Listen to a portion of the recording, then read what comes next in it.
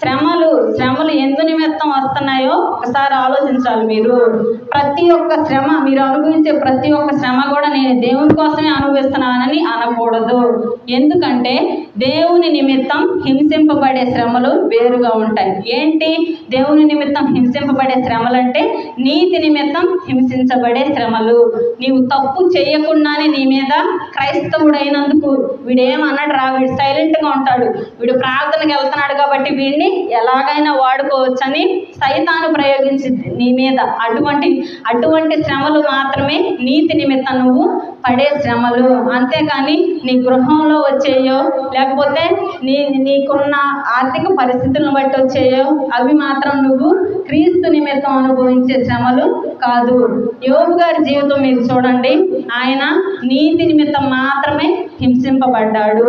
ఆయన ఎంత భక్తిపరుడు, ఆయనలో లోపం లేదు.